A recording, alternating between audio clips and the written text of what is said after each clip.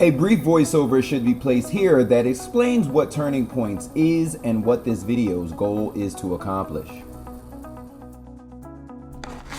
Everybody came to my grandmom's house for dinners, advice. Like, my grandmom's house was the house to be at.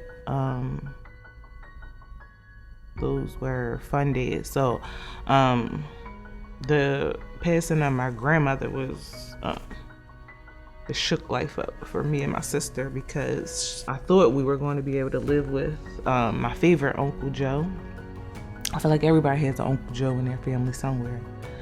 From Uncle Eddie's house is kind of how we ended up into foster care. That car ride to my foster home was, it was different. I was looking around trying to figure out where I was going. The neighborhood looked different. The smell was different. I remember pulling up and just kids playing on the block. I remember being greeted by her and her biological daughter at the time. At the door, they were excited for me to be there, welcoming me to their home. And I remember after the social worker left, her pulling me aside and saying, you can call me Godmom. I used to be a foster child myself, so I know how you feeling. I know what you're going through. And she even coached her daughter to say, like, if anybody asks you outside, this is your God sister. As a foster child, sometimes you feel unwanted. And she immediately removed that feeling for me of being unwanted by giving me that sense of belonging in her family. I was her goddaughter. That's how she always introduced me. I had a life before I came to her, and her incorporating my biological family, like still keeping them connected in my life, it really meant a lot to me.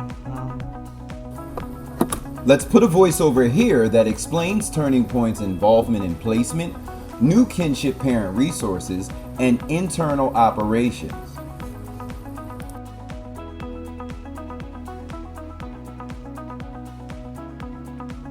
Probably like a year or so into being a social worker, and I brought it up to my husband, like, hey, you think like this is the time for us to become foster parents?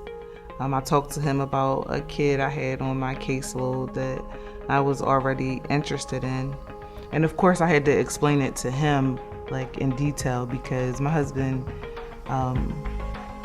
come from Haitian immigrant parents, so he had no idea about foster care. He didn't even know kids live without their family. So he knew it was a dream of mine to always go back and to the foster care system and touch somebody the way somebody touched my life. And he agreed to it. I never had to convince him hard. He was like, if this was something you want to do, then let's do it. We had to have a conversation with our son about it, because he was the only child at the time, and just preparing him for sharing his parents with somebody else. So we got the call from our agency to take in a 4-month-old and a 13-month-old.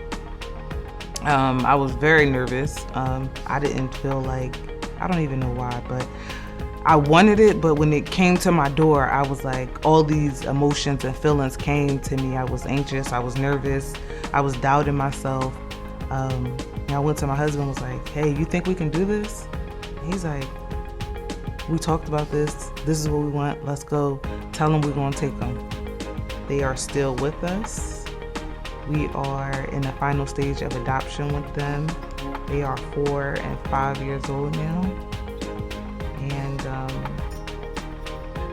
sometimes I forget that they are foster children, because they are so meshed in with our family, and it's like, I don't even know what to call it, but I feel great that I was able to go back in the system and take somebody else out of the system. And to this day, I talk to my children about when y'all get older, it's gonna be your turn. And my son has never been in foster care or any of those things, but he's already talking about becoming a foster parent when he gets older. A voice over here should explain the benefits of having Turning Points on your side. Maybe a list of resources, incentives, workshops, and more.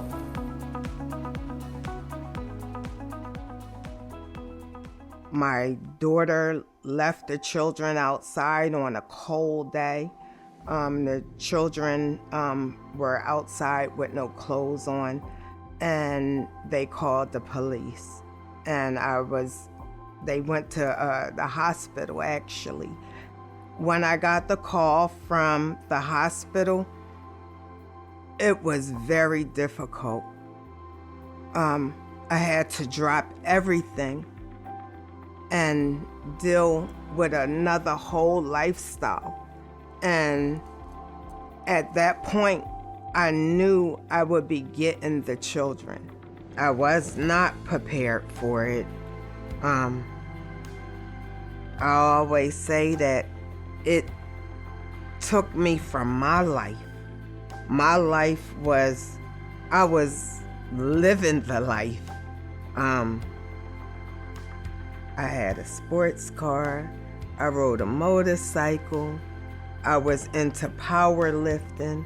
I didn't stop my working out, but everything else I had to cut out. And raise the children. And it's okay. It's okay because I had to turn to my faith. It was, at that time, that's not what I wanted to do, but I had to do it. I don't want to break down, but Miss Deborah, I really, really admire her. At first, me and Miss Deborah really bump heads, only because I'm a strong-minded person. But Miss Deborah was right there on the spot for me. She helped me. She walked me through a lot that I was going through. So Turning Points for Children actually helped me a lot. Miss Deborah was the one who actually took me clothes shopping for the first time when I first got the children. I had a shopping cart full of stuff, and Miss Deborah said, "Miss Arlene, listen, you can't get 20 pair of underwear for Arlene." She was like, "Miss Arlene, we gotta put some of that stuff back." And she looked over at me and was like, "Come on, Miss Arlene, we gonna get this stuff and we gonna get on out of here." But Turning Points for Children was a wonderful experience for me.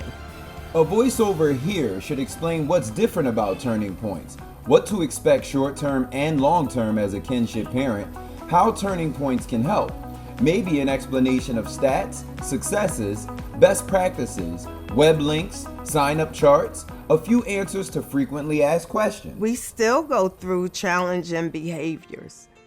He loves his mother. I just try to let him know that, that's his mom, but that's also my daughter. And it's hard for me as well. So Abdul Hakim know all of the soaps because they're all natural. We have a lot of different soaps out there for your skin. Black soap, deodorizers, toothpaste that's all natural, perfumes that don't have alcohol in it. He knows every little aspect of these products. The advice that I could offer is, it's hard, but life is hard. They didn't ask to come here. but you talk to them, you be there for them, you get them counseling, it'll be okay.